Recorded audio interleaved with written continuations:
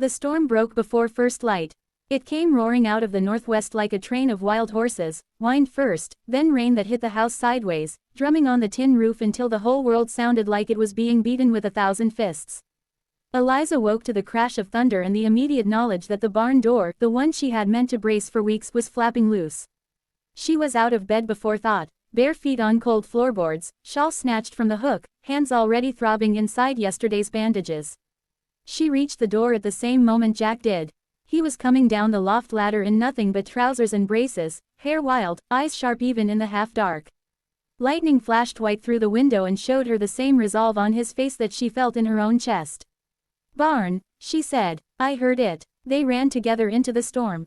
The rain lashed them sideways, cold needles that soaked through cloth in seconds. The wind tried to shove them back toward the house, but they leaned into it, boots sliding in the sudden mud.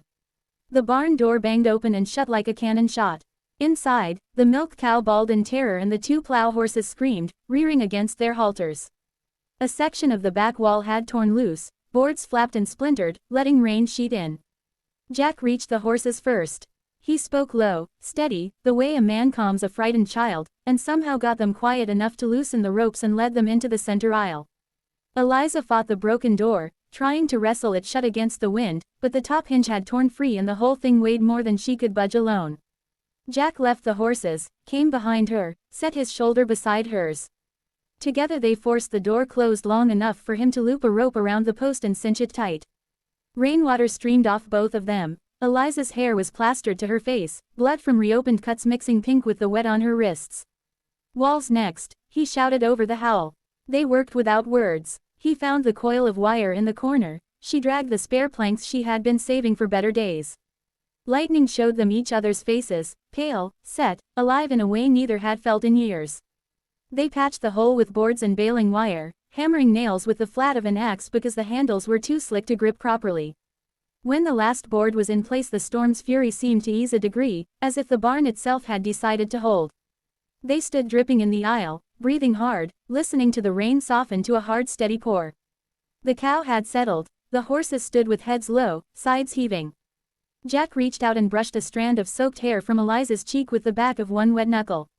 The touch lasted only a second, but it burned warmer than any fire.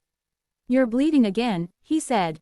"So are you." A long scratch crossed the back of his left hand where a splinter had caught him.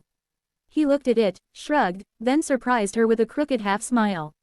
"Storm's got poor manners." Something inside her chest cracked open like the sky outside, sudden, bright, unstoppable. They walked back to the house slower, wind still pushing but no longer trying to kill them. Inside, the stove had gone cold, but the room felt warmer than it ever had. Jack fed it kindling while Eliza peeled off her sodden shawl.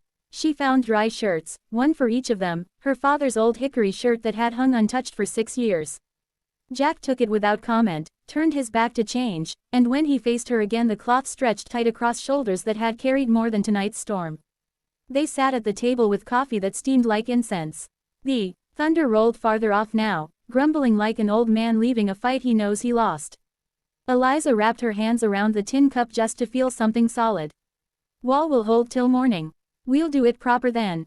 Jack nodded. "Roof too. Heard shingles going when I came down." She started to say she could manage, the old reflex, but the words died unspoken. Instead she said, "I ain't used to owing anybody." "You don't owe me." He said it flat, like sun rises in the east. "I'm paying a debt that ain't yours." She studied him across the lamplight. "Your sister." He gave one slow nod. Eliza felt the weight of that grief settle between them, heavy but not crushing. She understood debts that could never be paid in coin. Outside, the rain settled into the long, patient drumming that soaks deep and saves crops. Inside, two people who had lived too long alone listened to it together. When the coffee was gone, Jack stood. "Storm's done its worst. I'll sleep in the barn with the stock tonight, make sure nothing else tears loose." "You'll do no such thing." The words came out sharper than she intended. She softened them. "Loft's dry, and you're half drowned already." He looked ready to argue, then saw something in her face that stopped him. He inclined his head, the smallest surrender.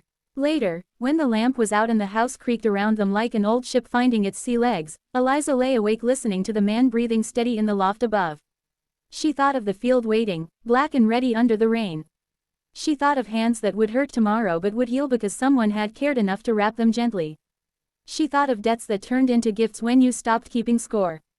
And for the first time since her father drew his last breath under the cottonwood, Eliza Thorne fell asleep smiling. Dawn came pale and clean-washed. The world smelled of wet sage and possibility. Jack was up before her, coffee boiling, bacon sizzling in the pan he must have found hanging behind the stove. He had already milked the cow. The full pail sat on the table with a square of cheesecloth over it.